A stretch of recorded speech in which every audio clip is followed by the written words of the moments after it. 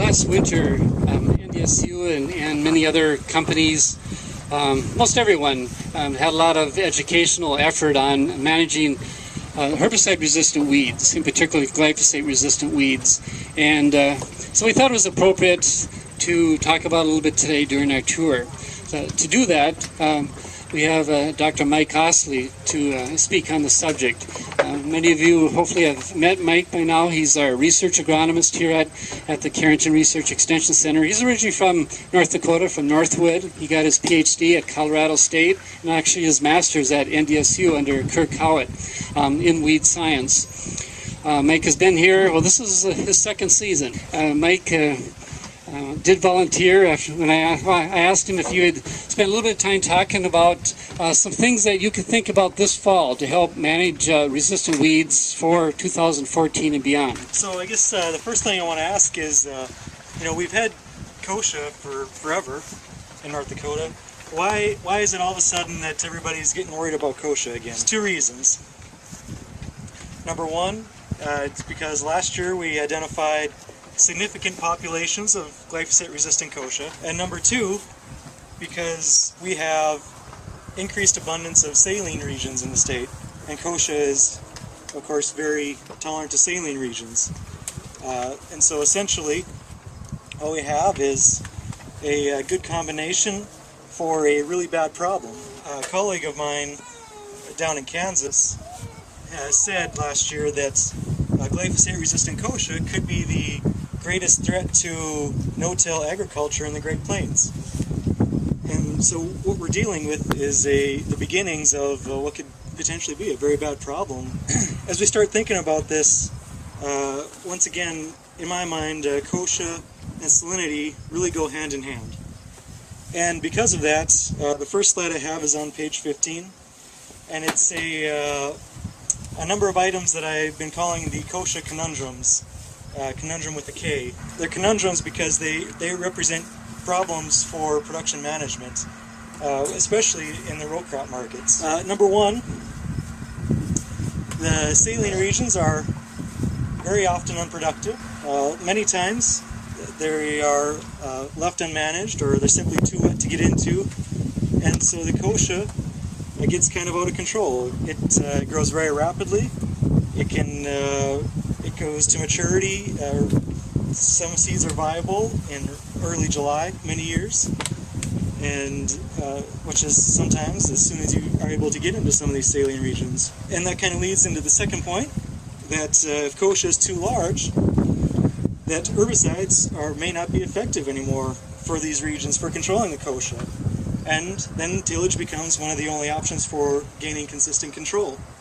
And of course, if anyone's attended a soil health workshop in the last couple of years, you'll know that tillage is a very bad thing in saline soils, as you are only making that problem worse. Then, on the other hand, moving on to point 3, if kochia is growing in a saline region, it is better than nothing growing at all from a soil health perspective. If you want to improve the productivity of your saline soils in the long run, you really need to have something growing on them. And in some cases, kochia might be the only thing that grows out there, along with foxtail barley. Essentially what we happen is, move down to point 4, and that saline regions really become a hot spot for kochia. Kochia loves growing there. There's no competition. It does well in saline and dry conditions, and it can produce a lot of seed per plant. And kochia is almost exclusively outcrossing. And so what you have is a huge melting pot of traits being mixed together. And it doesn't have to be herbicide resistance. Kochia is building on itself, always trying to make itself a better plant. But we certainly have a lot of resistance traits out there in kochia populations, besides glyphosate. And so we're really setting ourselves up for a very serious problem in the future. Now, moving on to the next couple slides. Last fall, in working on a study in collaboration with industry, we did some fall applications of some particular products. And these pictures really demonstrate what can be achieved with some I would say maybe alternative weed management strategies. Here are pictures taken just this year. So these treatments were applied in 2012, and the photo was taken on August 1st of this year, so just a little over a month ago. And you can see in the picture, the non-treated area is off to the left. It's full of lots of cocklebur and kochia. And in the center, we have a plot treated with Spartan at 10 ounces last fall. You see just a little bit of cocklebur coming through, but essentially still, even we're pushing on 9 or 10 months after treatment and no kochia regrowth, just foxtail barley. Going on to the next slide is a couple other products that were used in that same protocol, Valor and Fierce. Fierce is Valor plus Zidua, so very related products. In the plot treated with Valor, still remain mostly clean. A couple of kochia plants coming through, but nothing too significant. The other plots treated with Fierce just looked a little bit better. It wasn't a huge increase, but it seemed to me that the plots were just a little bit better on average. Here's the kicker for these applications. Last fall, I applied these treatments 2 days before Thanksgiving. It was after the first snowfall of the year, but the ground was not yet frozen. And that's kind of the key for the activity from these herbicides. I know specifically in the valley, some of these fall applications have been received with mixed results. And that's a lot of that comes down to these products are degraded microbially. And so whenever microbes are active, that means the herbicide is going to disappear faster. And so the key here is to make as late of a treatment as you can to ensure that they are still viable the following spring. And so a couple of recommendations here right from the label. The soil temperatures should be below 50 degrees, and for our region, applications are recommended after October 15th. I shouldn't say it so vaguely, but many of the products can be used before corn, soybean, sunflower, flax, lentil, field pea, safflower, wheat, and barley. So regardless of most of the crops you'd be growing in this region, there is often a product or two that would be suitable for this type of a practice. Many times these are all activated by water, which is another good reason for applying it in the fall, as during the spring you get plenty of moisture, you'll be ensured to get activation of the product. But kind of on the flip side, tillage is not necessary, but if you do perform tillage, it does reduce the control of your weeds. But if you have a more sensitive crop like the lentils, for instance, it will also improve your crop safety. And for a complete list of all the products and plant back intervals for fall applied herbicides, be sure to check out page 6 of the North Dakota Weed Control Guide. It has a pretty good list of products and recommendations for plant back for those systems. So moving on to the last slide, I put together a few keys for the glyphosate-resistant kochia management.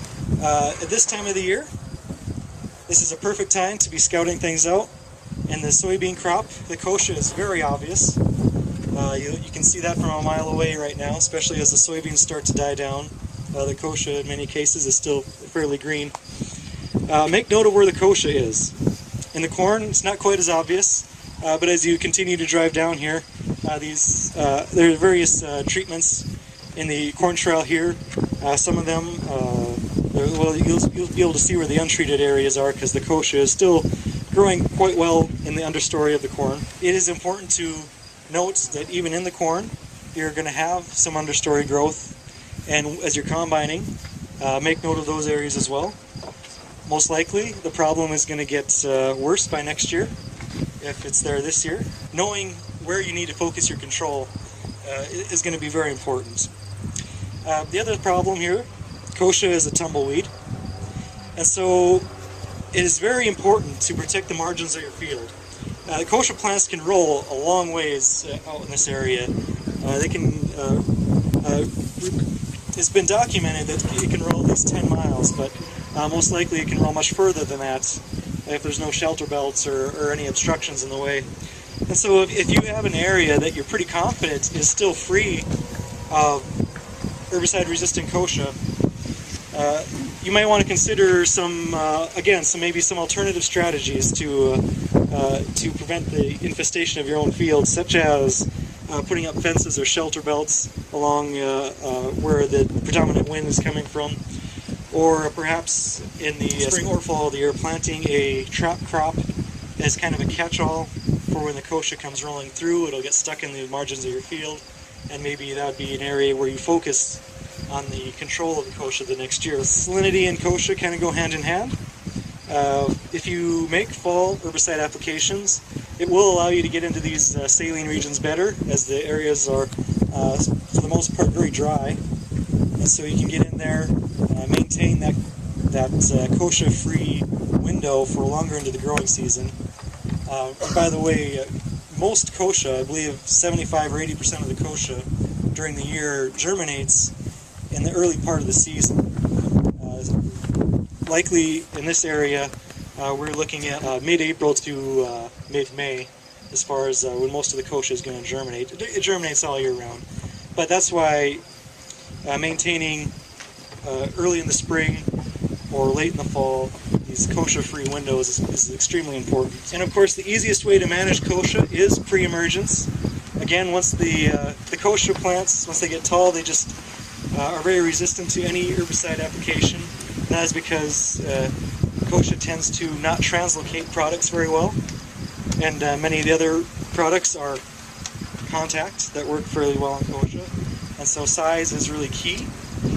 If there's no kochia present, that's the perfect time to make sure you have control of it.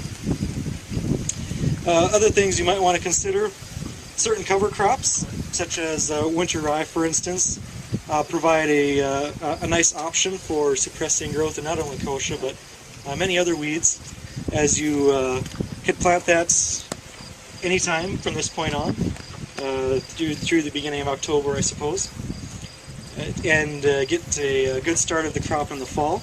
And in the spring, just like winter wheat, it'll be up and provide nice competition to keep any other weeds very small and uncompetitive and easier to kill. Would winter wheat work as good as rye or not, really? Yeah, I suppose if you wanted to plant winter wheat as a cover crop, it'd probably work okay. And in either case, it seems like that system might be a good fit with soybeans, as again, you're providing that competition throughout the early season, and then when it comes time to planting, you can either direct seed right into the stubble, or the growing plants, I should say, or spray it out or till it up, or whatever fits your production management style.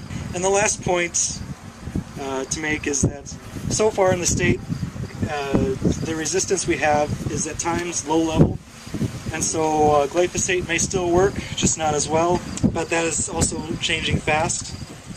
Some of the kochia coming back after testing recently has a higher level of resistance than some of the initial stuff that was being screened. That may not be the case by next year already, that glyphosate would still be a tool at all for these glyphosate-resistant populations. With that, I guess I'll take any questions. So the question is, what do we have in corn in particular if these issues continue to increase?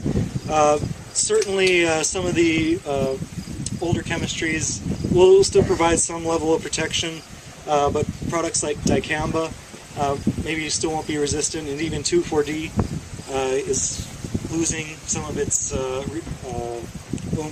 Not that it had that much, but there are other products in corn that'll still work fairly well.